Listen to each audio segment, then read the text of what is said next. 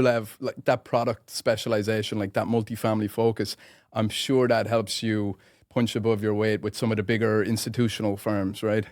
Yeah, I mean, look, the product is a product. Whether it's a rent-stabilized building in Park Slope is somewhat similar to a rent-stabilized building in Astoria or a rent-stabilized building in Midtown East. You have the rent caps, and the guys that are buying rent-stabilized are buying rent-stabilized. They're, in a way, they're not so location-focused. At least their business plan is buy a lot of it at a cheap price per square foot. It's economies of scale. So that's the market with that product type.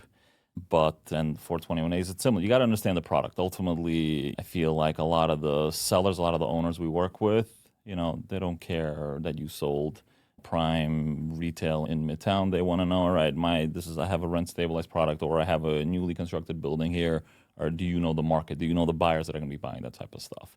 So it's also the market. The buyers are very product focused. And it's been segmented. Like George, you mentioned, you're more focused on more primer assets. And I know you wanted to get to the market later, but if you don't mind mentioning, like I'm seeing the market really segment. Looking back this year, we had a nice run. First quarter, second quarter, we had a nice uptick in activities, 2 consecutive quarters with increase in activity.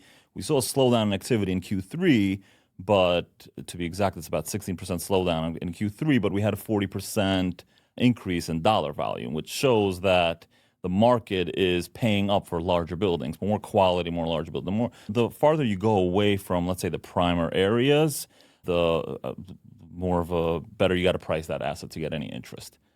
But in general, we're seeing a lot of interest right now for more primer